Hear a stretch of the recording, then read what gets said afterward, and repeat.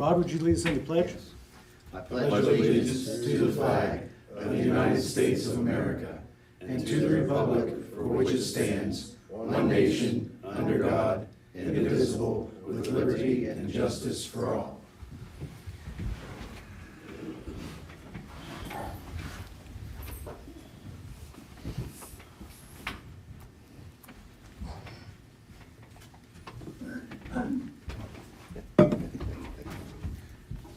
Take the gavel and just hit it right there.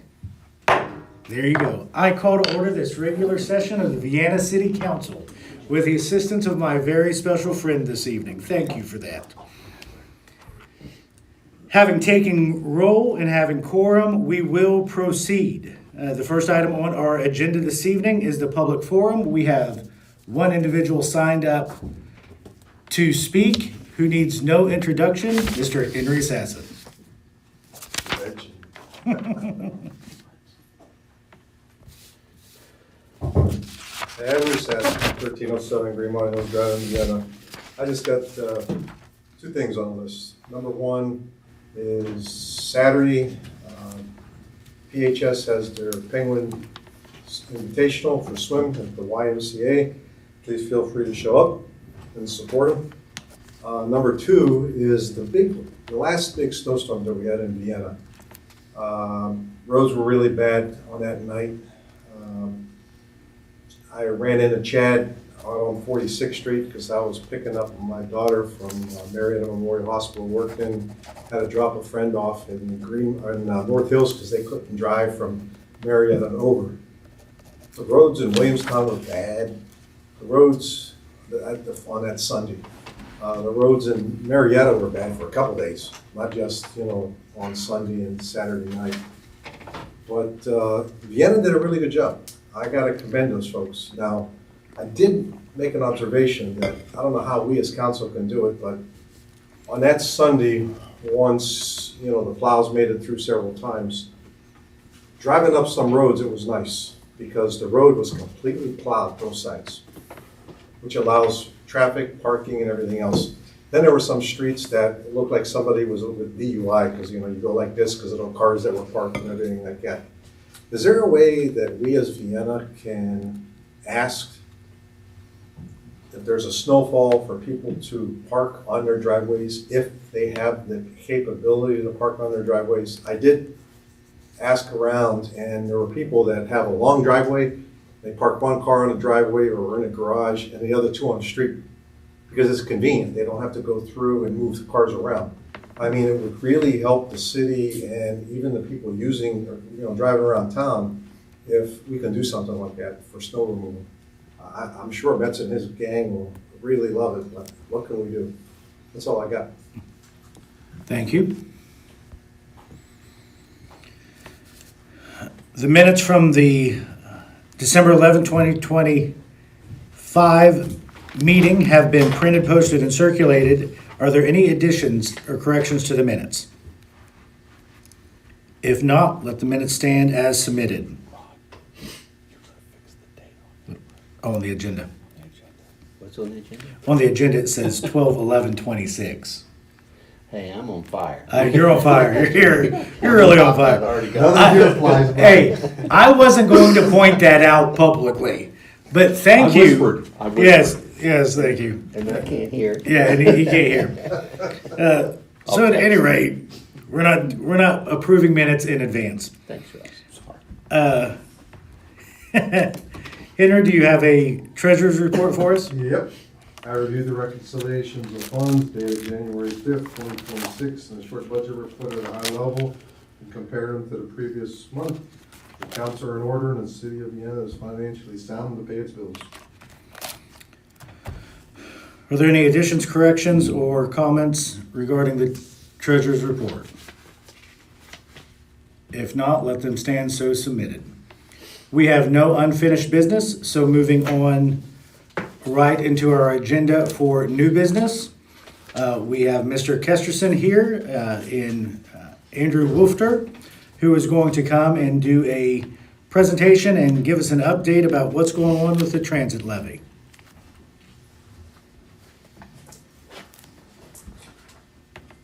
Good evening.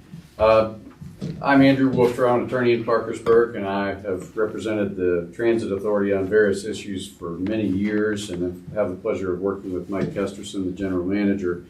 You all may well know that every 2 years since 1973, the voters of the cities of Parkersburg and Vienna have been submitted the question of whether to approve an excess levy to generate funds to help to operate the transit authority, the Easy Rider, that provides services to the cities of Vienna and Parkersburg. The breakdown traditionally has been about 70% Parkersburg, 30% Vienna, roughly, and has continued in that fashion. Voters have always approved the levy to support the operation of the bus system. We are now at the time of the cycle where the levy needs to be renewed, and the reason that Mike and I are here tonight is simply to ask council to consider a resolution at an upcoming meeting to submit the question to the voters. We're not asking for an endorsement of the transit authority, merely to put the question to the voters to allow the voters to decide whether they're willing to continue funding of the transit authority. The transit authority has had, since COVID, ridership is pretty much plateaued. It's pretty level. We don't see high peaks or valleys, but it's been pretty steady. The drivers and mechanics have submitted a statement where they're in support of the levy and enjoy their work.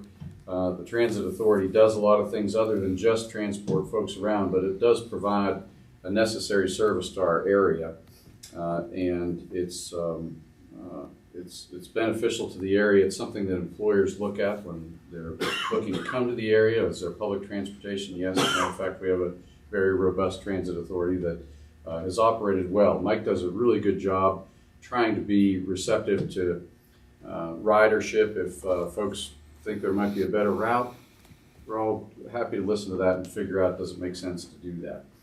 Changing hours, running to different places, and that sort of thing. So again, we're not asking for an endorsement from council. That would be fine, well and good. But right at this point, we're just asking that council approve at an upcoming meeting, submitting this matter to the voters and let the voters decide. Are they willing to continue supporting the transit authority or not? We're happy to answer any questions if anybody has any. Sir? Every how many years does this go? So by state code, it can be as many as every 5 years. We have done it traditionally every 2 years. Okay, so then comes my next follow-up question. Is there a reason why this doesn't hit on the same type of election as they do the regular presidential elections, so you can get the mass of the population out there to vote, yes or no? I will say it could be. It would have to be done in either an odd cycle we'd have to hit it 3 years or 1 year to get onto that cycle, but it could be done on that cycle. But right now it's been on a 2 years, so it falls after that right now. But I will say, because it's an excess levy, it requires at least 60% of the vote of each municipality. And only one time in my career can I think of a time when the city of Parkersburg did not approve it at the primary election, and then it can be put to the general election in November, and it was approved at that point in time. Vienna has traditionally been very supportive of the transit authority, and it's passed with ease. And since that time, and that's been a good 10 years at least, both cities have passed it with flying colors, so even at the 60% level. So my point being that while there may not be a great turnout, this issue has always been approved by a comfortable margin by the voters. But it could be. But ideally, if you really want community engagement and involvement to support something, do it when you know they're going to be going out there. The other issue you have to deal with is you would have to sync this with Parkersburg, so Parkersburg would have to get on board to line these up as well. And that's not saying it could be done, but getting one city to do something is sometimes difficult, getting two doubly so. I have a question. Sir. As far as the route goes, in Vienna, I know it goes up into Grand Central. It goes in some back roads. I think it goes by the senior center. Is that correct? Our senior center? Yes, the Saturday loops run up by the senior center. The regular routes during the week, they go to 60th Street in Vienna and do a turnaround and come back through, go up 12th to Hillview Terrace and down that way. One thing we are looking at, once the WVUP is up and running up on the hill, to establish a route to take students up there as well, and maybe to get into some of the more residential areas in Vienna. So the senior center is just once a week on Saturdays. It drives by. Well, it would be every hour, excuse me, on Saturdays. Okay. But again, we can also look into doing, if we have the ridership there, we can also look into deviating to the senior center. Yeah, and I don't know if this is appropriate time to say this, but I want to compliment you, Mr. Kesterson, for your willingness in helping out in the Freedom Festival that we have at Spencer's Landing. You have always cooperated with that. You provided bus service. Actually, when at one time down to the mall, then we went to Lowe's, and you provided bus service. You was very cooperative. So I just want to publicly thank you for that and appreciate your involvement. Well, thank you very much. I appreciate that. And one thing I've always believed in is giving back to the community, and this is one way that we can do it, and we're willing to help in any way that we can. So there were two things, and Rod kind of touched on the one, the senior center. I know that there has been a very large interest from those that attend the senior center to be able to have access to a weekly or daily route throughout the week. So I would love to see that come to fruition, even if it is just a straight, where you deviate, come down, hook around, and just go right back up. I don't know if you could come down 28th Street and down the avenue, then back up 29th and just do that little hook around. But I believe that it would be a great benefit to our senior community in support of our senior center as well. Two, I would like to explore the possibility of adding some on your route, but I would like to work with Public Works and with your office on identifying some areas that we could put additional covered bus stops. We've got two right here on Grand Central, fairly close together. We've got, one down in behind Hobby Lobby. And I believe, I don't know, are there any others that I'm missing? Does anybody know of any others? Well, we've got the one at Aldi's, the one at There is, yes. Pleasant View Towers. That's the one at Hobby Lobby I was talking about. Yeah. The one up here at Eagle Point, then there's one at, not Eagle Point, Eagle Park. Eagle Park. Eagle Park. Then there's the one at Neal, Yeah, we just recently, which we appreciate that. It looks very, our guy, you guys donated that, made that available, and our guys put that in, and it was a great collaboration between the two. It's very nice. Yeah. But there are a couple other locations that I would like to try to identify some where I've noticed that there seems to be a lot of pickup area, and I'm sure you guys could recommend that, then see how we can provide some of those covered areas for individuals. Yeah, and speaking with Craig Metz, I told him that we have some additional shelters in stock, so wherever you guys would like to have one, we're more than willing to. I appreciate that, and I'm sure all the riders would as well. Go ahead, Henry. Last year, when we had that big snowstorm, Tony brought up, you saw somebody walking or trying to stand or use the bus stop, and they couldn't, and they were like walking in and like possibly stumbling. Who is required to clean off or clean out the area at the bus stops? So I can actually answer that. We did that this year. We didn't do it last year. Okay, yeah. And it wasn't, I'm not going to say lack of planning or what have you. This year, we invested in some additional equipment. The smaller.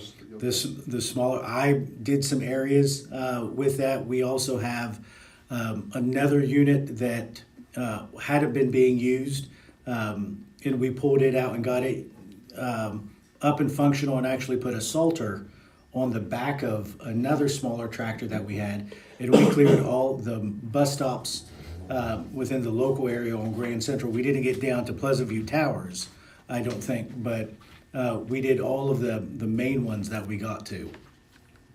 Okay, because that was something that came up last year, and then last thing you want is someone to get hurt, but I mean, if that, we did that this year, that's great. Dude, oh yeah, I was very happy.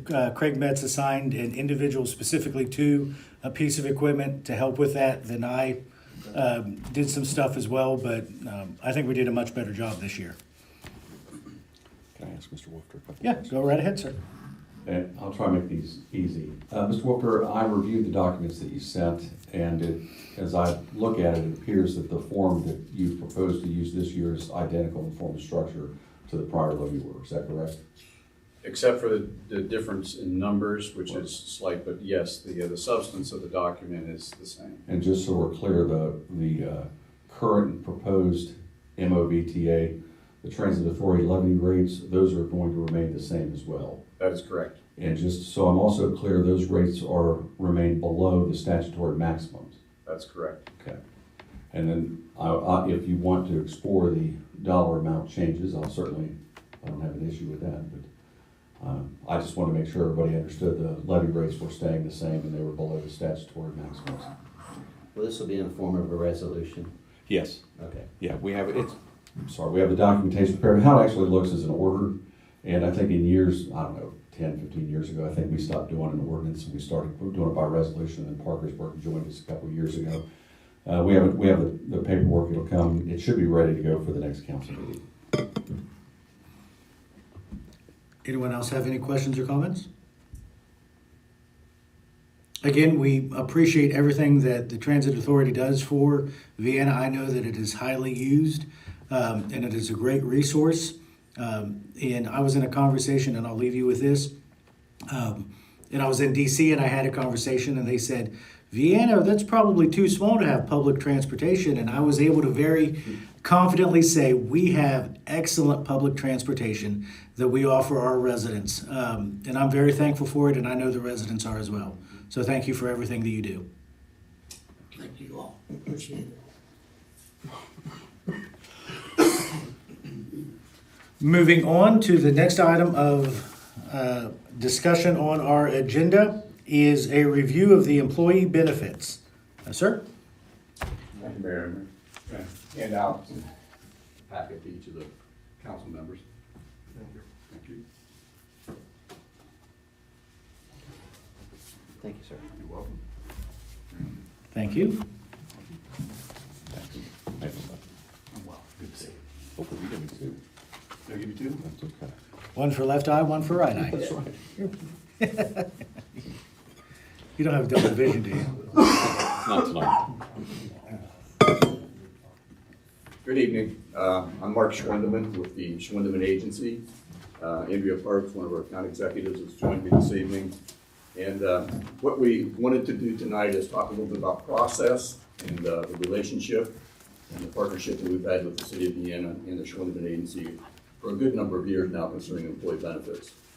And I'm not sure if I put that right there. A little hard to see, I suppose. But anyhow, just from the standpoint of our partnership, I'm going to take my copy back up here for just a moment. I want to put together a timeline as to what we do, and I'll probably first of all have to give a little bit of an introduction about our firm. We're a regional firm, an independent insurance agency and financial services. Employ about 30 people. Our main office is in Marietta. We do have a location satellite on Dudley Avenue with our investment team. And we've had a chance to work with City of Vienna now for roughly 15 years, I believe. Our firm helps about 300 employers with their benefits, ranging from 2 employees up to over 1,000. We like to coin the phrase that we sit on the same side of the table as our clients, where we're looking for the best interests for them. We're not representing a specific insurance company or funding mechanism for insurance. We have a great team, a lot of experience. Our renewal marketing process, I want to talk a little bit about that this evening to kind of give council a timeline as to how this actually works. In January and February, based on the size of the employer group, City of Vienna has roughly 63 active members in the plan, and that is under what we call the under 100 threshold. So claims experience is typically not provided in order to get proposals. So the mechanism or the form that we use is called a process called FormFire, where the individual employees go in and fill out confidentially in a portal data concerning their health history. That information is then gathered and confidentially sent to carriers for review, and based on the total group, the health history of the group, rating factors are put in place with regards to what the forecasted risk would be and corresponding to the required premium that need to be there. So that happens in January and February, and I believe in our office today it just started, where the census data was sent down to either Amy or Stephanie to get that process started.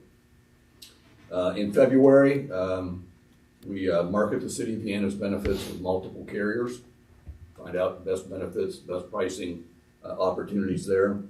And there's also a consortium that's been started, actually it's moved over into West Virginia. It's in its infancy right now, called the Jefferson Health Plan. We do a lot of work with them on the Ohio side of the river.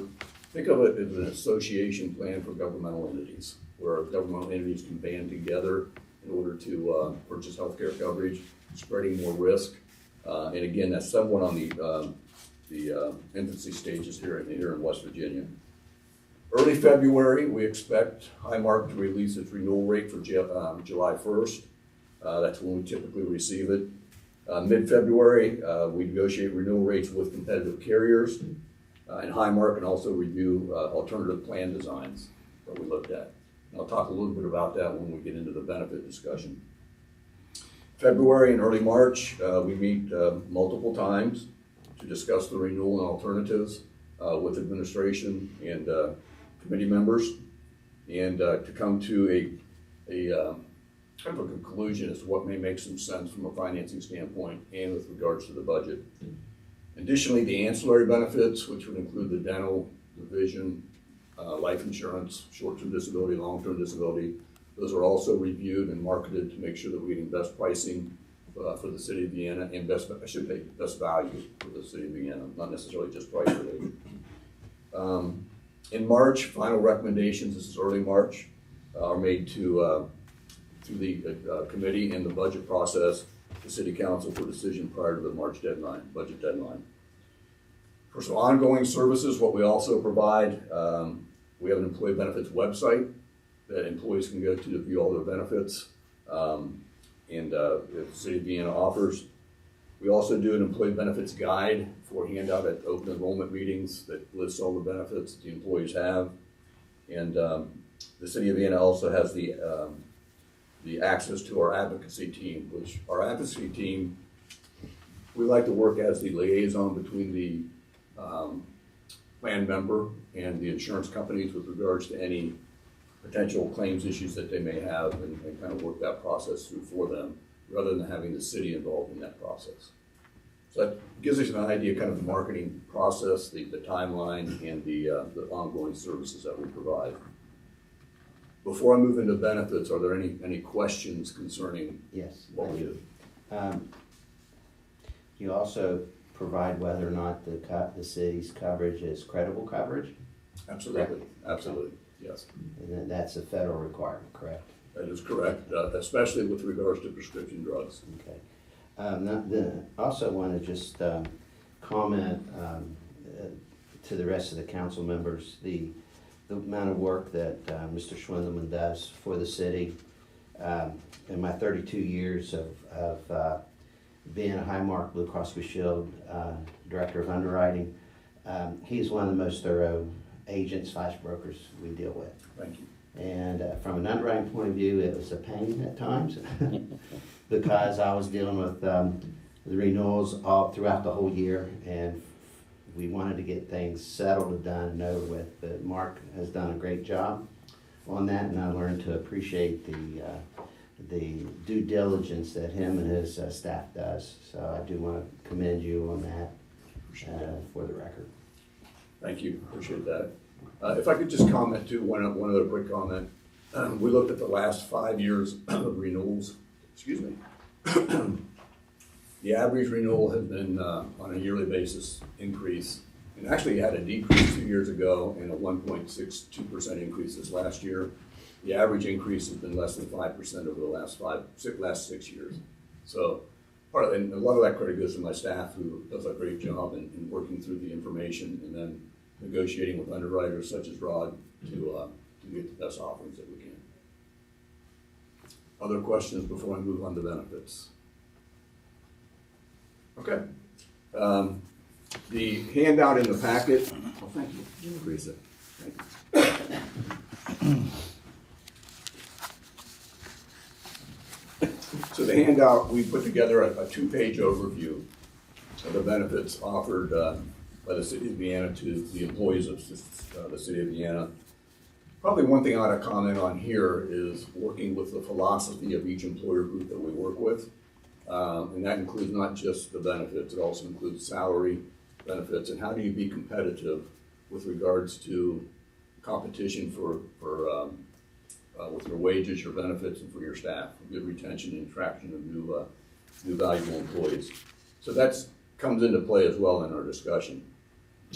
The medical coverage is really made up of two component parts. One is a high deductible PPO plan with Highmark Blue Cross.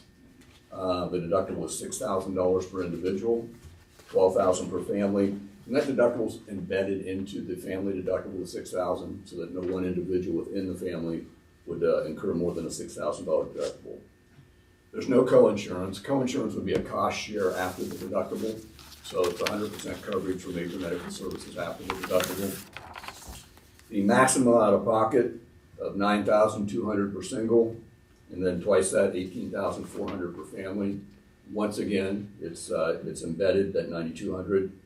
So the additional amount between the $6,000 and the $9,200 includes the deductible and medical and pharmacy copays. So that's the medical and pharmacy copays that can go towards that additional $3,200. Office visit copays not subject to deductible are $25 for PCP, primary care, and specialist. Urgent care at $40. Emergency room is deductible than $150 copay. And then lab and x-rays are deductible than 0% coinsurance. Prescription drug benefits, $15 copay for the 34-day supply and a $45 copay for 35 to 90-day supply. So that's the insurance portion of the program. What we've looked at and done over time since actually we started working with the City of Vienna is we found that by incrementally raising the deductible and creating a mini self-insurance plan right underneath that, has created quite a bit of premium savings over that time period. So the second component part of the City of Vienna's plan is the health reimbursement arrangement. And essentially what that is think of it in terms of a mini self-insurance plan. The city funds it, and so a portion of that $6,000 deductible the employee pays, then the city reimburses a portion of it, the employee pays a final installment. So if we look towards the bottom, the employee pays the first $400. So essentially between the two component parts, the employee has a $400 deductible. The employer, which would be the City of Vienna, funds the next $4,250. Then the employee pays the remaining $1,350. So overall, the out-of-pocket expense for major medical services for the employee is $1,750, which we find in comparing other governmental plans is actually pretty much in par with what we see, and it depends somewhat on what the philosophy is with regards to salary and the component parts of the total employment cost and process. So the two component parts, just to remind everyone, we have the high deductible PPO plan, has a $6,000 deductible. The HRA is put in place then to reimburse portions of that deductible, which reduces the out-of-pocket cost. The office visit copays are $25, and then a separate prescription drug copays. So let me stop there for just a moment and see if there's any questions concerning the configuration. Yes, Councilman? Yeah, thank you. Thanks for coming, because I asked Rodney and Chad to have you here because we as a city are the employer, and I firmly believe that we ought to define what our employees' benefits are. And in prior years, it was like, this is the way it's done. It's always at the end, it goes up, it's the same or less than prior year, and it's like a black box. Now that I see this, you know, it does raise some questions that I had before that I brought up during the budget and finance meeting. Number one is, you go in and look at like the family plan. If a spouse is working elsewhere but they're insured, I firmly believe that that spouse ought to be on the other insurance, or there ought to be a fee that they pay if they want in on the city plan. Because if you look at the numbers, the city's picking up 92% of the total cost of the healthcare for the employee. And when we sit and we talk about, you know, salaries or how much people are making per hour between Parkersburg or Vienna or wherever, they're talking about the pay. Sure. Well, you should be talking about the entire package, because if you throw this in on top of the pay, it's a whopping number. So, you know, going through, so that was number one. And then the second piece is, you talk about the deductible being 6,000, and then, you know, but at the end of the day, you said it was like 1750 out of the 6,000 that the employee pays, but then again, the city's picking up a chunk of that as well. Sure. I mean, so you know, over the years, I've always sat and listened, and there's really been no clarity, so I thank you for this. But then that also raises questions for what we want to do as a city, I believe. If I could respond to, let me just suggest this, we can model about any plan design that the city would like to see. So, that's not an issue for us. It's in our recommendations that have been made based upon the overall conversations with the people involved making those decisions and recommendations. So if there's desires to look at other plan design options, certainly we can do that. Well, going through, if, you know, you went, and this is currently, you know, the rates when Amy reaches out to you for numbers. Mhm. You know, what do the numbers look like, you know, so that 8%, and then over a period of time, over a 4 or 5 year period, taking it from 8% up to 20% or something like that? Excuse me, what does the employee contribution look like? Yes, so what does everything come out to be? I'd like to see something like that. To be clear, a projection of just employee contributions being raised over a period of time. Over a period of time? Yeah, and we can model Okay. that. Yeah, that's not difficult to do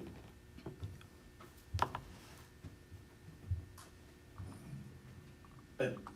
Yes. I didn't, and I kind of caught a little bit of what Mr. Sassen asked, and I'm not sure if it was, maybe it was answered and I just missed it. And I remember from a previous employer, if my wife was offered insurance at her job and I was offered, and I wasn't allowed to be on her insurance, even though it was better, because my employer offered it, or they would charge me a premium fee. Is that something that the city has done in the past, or is currently doing, or? The city has not done that in the past and is not currently doing that, but certainly we call it a spousal limitation. Yes, The that's spousal what I'm talking about. Yeah, spousal limitation can range anywhere from a surcharge if the employee's spouse has coverage at his or her place of employment, to actually, and I have to check the regulations for the state of West Virginia with regard to whether or not you can have a complete limitation. In other words, if they have coverage, not disallow them from being on the city's plan. The city has not done that. We have done that at a lot of other employers, especially in the private sector.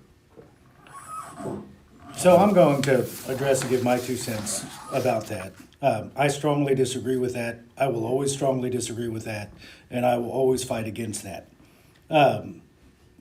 We have a tiered system where our employees pay more based on whether it's an employee spouse, an employee child, an employee family plus children. So they do pay more automatically. This isn't a blanket. I don't use the city healthcare insurance. I am a retired military member, so I use TRICARE, which I am very grateful for. And I have a single or I have a family rate when I do that.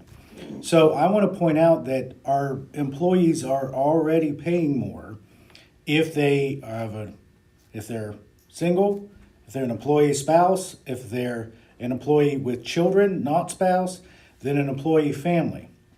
So we're already charging them, or they're already having a contribution share more than that if they did not have a child, a spouse, or a family member. And I appreciate the way that this is broke up because it is a tiered system, and we already have this situation in place. And I will not support penalizing our employees, nor will I ask or will I search to ask if our employees' spouses have health care insurance. Go ahead. Going through, I like to see historical data going back 12 years for the contributions, because I don't think they've increased that much. And we live in a real world, and government unfortunately lives in fantasy land. So if you look at the entire piece of the puzzle, you hear of the different plans that are out there for, going through what was Obamacare, you have the private sector policies or whatever. And a lot of the private sectors, everybody's impacted with everything on costs. And a lot of times people say, well, you have a Cadillac plan. This isn't a Cadillac plan, this is a Mercedes plan. I'd like to see the historical data. I'm not trying to stir trouble here, but we as a city need to understand what's going on. I've raised this question since 2012. I actually have a chance now to start digging and seeing the numbers. I want to see the data for the last 12 years on this table. So I'll clarify and I'll deal with this. Thank you.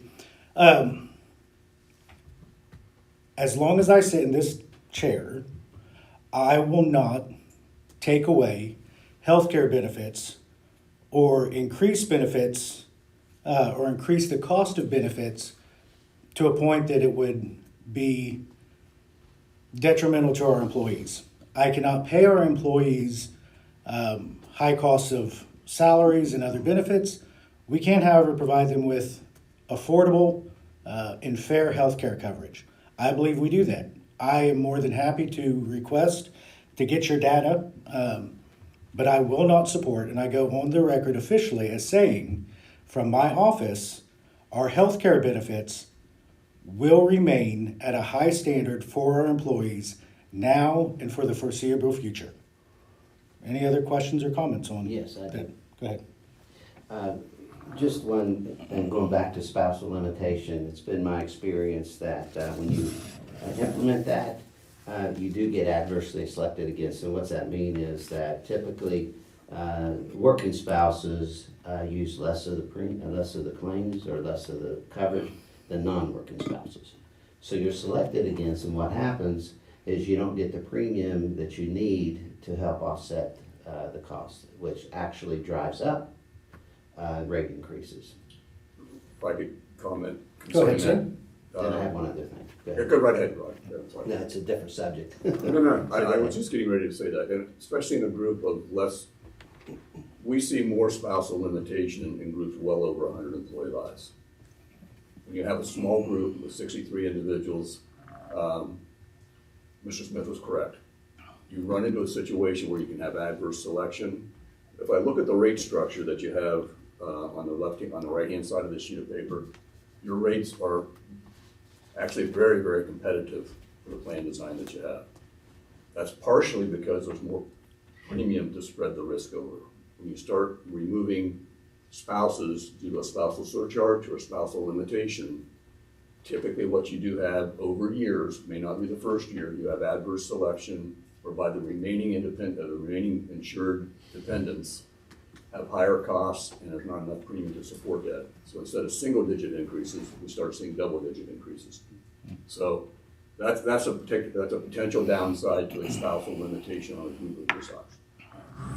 Thank you. And then secondly, as far as the health reimbursement account of what this city does, it's very an ingenious approach to that, because the employee is not bearing or not having the full cost of that deductible of $6,000. Most of our employees make less than $50,000 a year. So, you know, health insurance would become unaffordable if we did not have some type of HRA involved. And also the city allows the employee to use a flexible spending account to help offset that cost. That's pre-tax.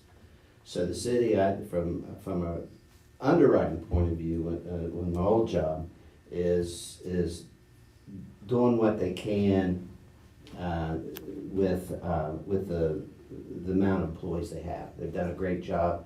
Mr. Schwindeman has done a great job in reaching out to other carriers and keeping Blue Cross honest, so to speak. So, you know, that's a good thing. And also with this health reimbursement account, if we would say we're going to offer a $1,750 deductible and not do away with this, then an insurance company will assume people meets that deductible and they would charge accordingly and those rates will go higher.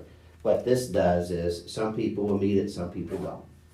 And it really helps with the overall cost. So I commend, again, what your agency does in helping the city.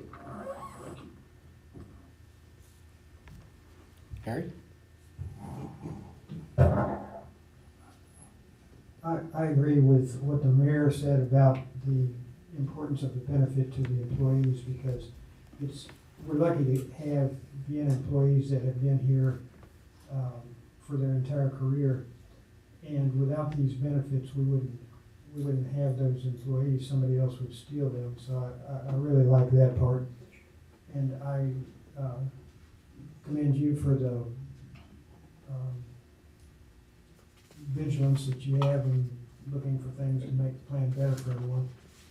The only thing that I feel we should at some point discuss, and not tonight, is the fee structure. In other words, how you get paid, so that it's clear to the public that obviously you're not working for free, but you're giving a good return for the dollar, and so if somebody that thinks they can compete, they need to come in and make their proposal, and Sure. we'll see it again. So if I'm happy to share that this evening. however, I didn't want to go off on a topic, but I think when we go to approve the plan, that's something that the public will expect us to address. So. I'd be happy to address that. Our fee structure's not changed since 2011. We make $25 per employee per month on the health insurance, and then we make standard commission rates on what we call the ancillary benefits, which the insurance carrier actually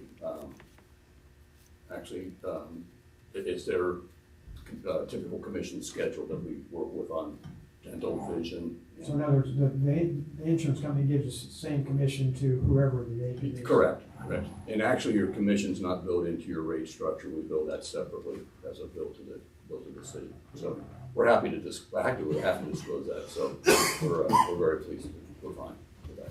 And just to add to that, you know, that's another beauty about this plan, is that there is a cost per contract per month, which has not changed. If an insurance company, if the agent was getting X amount of percentage based on the premium, which typically is what it does, what happens, if you deliver a 20% rate increase, that agent would get a 20% rate increase. So again, he is doing all he can to try to keep these costs down. That's not to say at some point we may have to raise that dollar amount per employee, but it's No, you're not allowed. Not at least this year. We just had that conversation. Oh, by the way. So a 20% rate increase would mean $25 to $30. Yeah, well, yeah, that's right. Yes, but if I could just state this, we typically, in most every instance with our employers, charge a per employee per month rate rather than a percentage of premium. Just for, as Mr. Smith indicated. Do we have anything else? The other benefits on the other side, Mayor, are just the ancillary benefits. I don't know if we need to go through those tonight, but we provided that handout just in case someone would like to see it. No, and all of this is the same information that you provided us for at the beginning of the budget year when we approved Yes, the absolutely. insurance. None of this has changed. That is correct. So council has had all of this information for a year. Or Yes, quite, yeah, not quite a year. Not quite a year, July first. Yeah, the same information. It came with the I budget. got like a real short paragraph from them. This is the first time I saw it. It would have been part of the budget when we submitted it.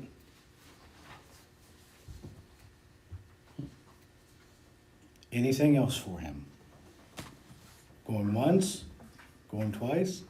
Sir, I thank you very much for taking the time and being here with My us this pleasure, evening. thank you. And on behalf of the city of Vienna, I thank you for all that you do for our city and our employees. Thank you very much, appreciate that. All right, moving on, that is the end of our actual agenda items. We have our reports, standing boards, and committees. Are there any? Yes, I have one. You got one? I'm on the Tree and Beautification Committee, and we meet on a monthly basis, and I just wanted to give an update on that. The Vienna Pollinator Garden, which is located on 28th Street and River Road, we talked about that. We're looking to plant the 3 red oak trees, hopefully this spring or sometime. They're about 3 inches of diameter, gives them a chance to start growing. We spent a lot of time talking about the fencing, that we're adding additional feet to that fence that was placed. So it's gonna look nice. We also talked about what type of plants that we're trying to plant and you know, make sure they're pollinators. So we're looking at elderberry and adding more milkweed.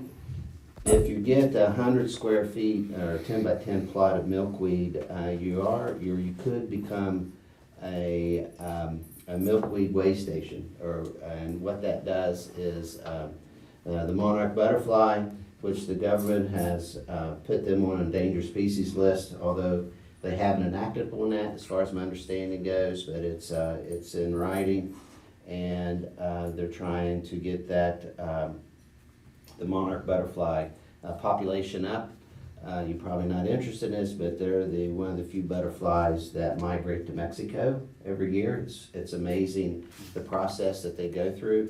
And one of the reasons for the destruction of that habitat is because of we're clearing filth around farmers, the area, the monarch. They feast on the milkweed. They're not growing where they should grow because of clearing. And so we're looking to have that. Last year we had some milkweed there, and it went real well. And then finally, we talked about maybe looking into having a Christmas light display like Vienna Pollinator Garden. That was just a discussion. I don't know if we'll actually end up doing that, but it'd be nice when Christmas time comes, the community will see something like that. So that's my report. Wonderful. Anyone else? Can I just say something? Yeah. I'm not on the city of Vienna's insurance. And honestly, I'm 4 years away from retiring from the prosecutor's office. And I can tell you that with my kids' ages being what they are and with insurance being what it is, I'm likely to not retire because of insurance. So I want everybody to understand that it does have a value. I'm a lawyer. I can go out, put my shingle up, do what Andy does. I mean, probably not as well, but do what Andy does. And but I make the choice to stay where I'm at, and not because of the money, but because I know that consistently I'm going to have insurance, and I know that I speak as an employee of the county agency, that a lot of the people feel the same way. So just throwing it out there. I would like to tell you that we currently have 3 openings in our Public Works Department. Get a little too old to sling a shovel. If you would like to do any of that work, I will give you a recommendation. I appreciate that. I spent 20 years since I slung a shovel. Yeah. Maybe 30. You got anything from Parks? No? You got anything? Well, just when they do the minutes, could they spell Andy's last name right? Oh, it was Oh, you got me on that too? date wrong and misspelling. Well, you did what you paid for. All right. Well, so I want to give a quick update. We are now, we've been in office for a year, each of us. We also have another time hack that we have hit is that we are 6 months into what our physical year is and where we've been doing. So I worked, obviously in the Army, but I worked in budgeting, I worked in contract, I worked in fiscal management. I've been in these various offices. So what I ask our finance director to do, one of the things I asked her to do, I said, we're 6 months into this. I want to know, 6 months into it, where is our spending compared to what it was when we took office? So when we took office, the previous administration had 6 months of spending up until that point. We took the other half, but the previous administration had 6 months of spending. So a side-by-side comparison of where we are at during that same time. Last year, as of 12/31/24, the city had roughly spent $6,766,000 in some change. We have spent, and I say spent, we've managed in overseeing the expenditures of this city and the management of programs. We are sitting right at $6 million. Now, you first hear that and you see a difference of $700,000 plus dollars. We will have a pension payment that will come forward at the end of the year, and that is roughly $344,000. So what does that do to our in number 6 months comparison side by side? We have roughly reduced spending this year in 6 months for the city of Vienna by just shy of $360,000.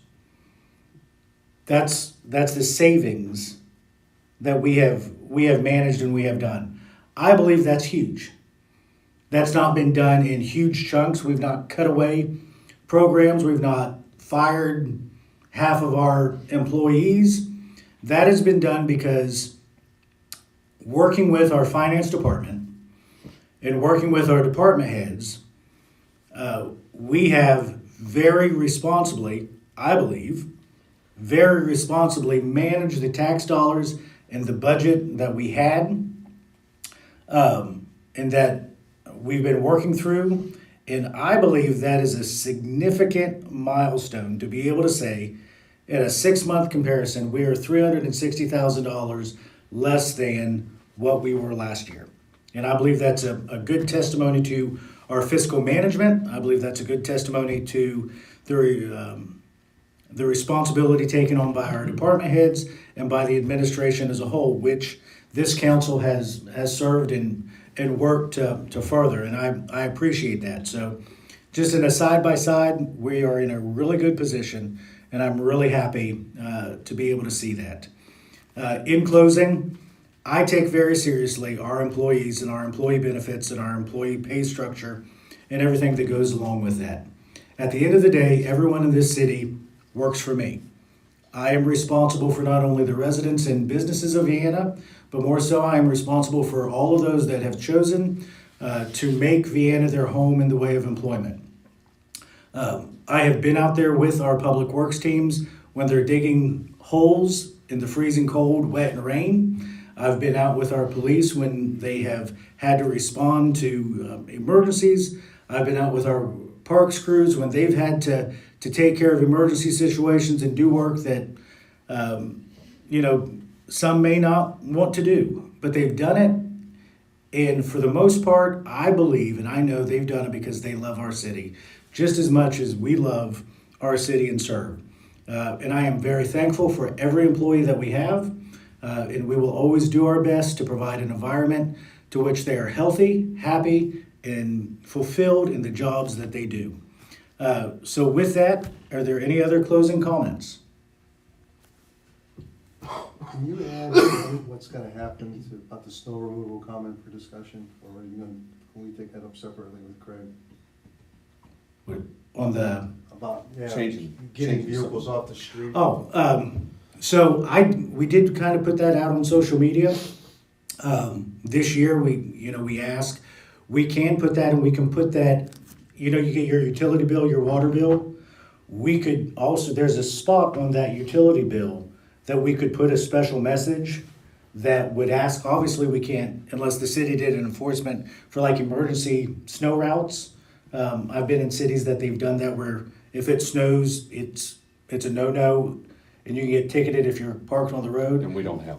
a That would do it. We don't have a I mean, snow route. It would be a courtesy, I mean. Right, so we can put, In we the can long put run- on the, you know, I do not want to do any type of an ordinance to enforce that, but we could very easily put on the utility bill, hey, we're expecting snow this month, basically.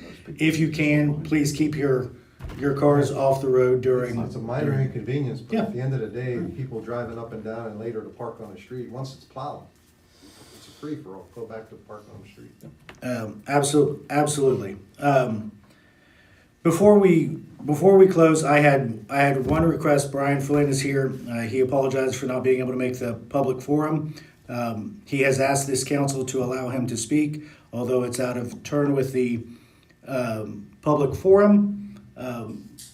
Do I have a agreement or disagreement with allotting him 3 minutes to share his? Let them talk. Probably won't even take 3 minutes. Oh, you just talked. It's over. Thanks for being with us. All right, you can have less than 2 minutes. All right, that's good. I appreciate it. So I would have been here on time, but I was with Mike Azinger over on South Side, so I apologize. I just wanted to say, you know, you guys, all council members, you know, we've been friends for a while now. And I'm not going to get into the whole hoopla with Parkersburg and their circus over there. That's ridiculous. You know, I just want to commend you guys, you know, how well you work together. This will be my last city council meeting for Vienna because I'm moving to Marietta. So that's another reason why I wanted to come up here and talk, because I won't be a Vienna resident anymore. Your time's up, man. At that point, I don't care about anything you have to say. I'm sorry, you may, yeah. But what I want to say is I am going to run for Marietta City Council. And I'm hoping, if all works well, I'm hoping that we can have some kind of juncture between Marietta and Vienna. I think, and it's kind of ironic that these guys are here representing, you know, the MOVTA, that, you know, maybe there's a way that we could set something up to have transport between Marietta and Vienna, Marietta and Parkersburg, whatever it may be, because they used to run, you know, the excuse me, the trolley system. Absolutely. Sorry, Oh, that's all right. I was just making sure that our live feed was still on. They used to run the trolley system between Vienna and Marietta, or Vienna and Williamstown, and they got rid of it years ago. But I think it should be re-implemented. I think it would help people, you know, jobs. If they live in Marietta, they can come work in Vienna and Parkersburg, and vice versa. So I think, you know, we need to work together. So if I get on the Marietta City Council, I plan to work with anybody, but I think we should get some kind of juncture between the cities to find some kind of resolution to help each city out. That's it. Well, we appreciate that. Thank you. And Godspeed to you in your future endeavors in Marietta. Please make sure you pay all your utility bills before you depart the city of Vienna. I've actually talked to Vienna Water. I have a deposit coming back. Yeah, we'll see. All right. This meeting's adjourned.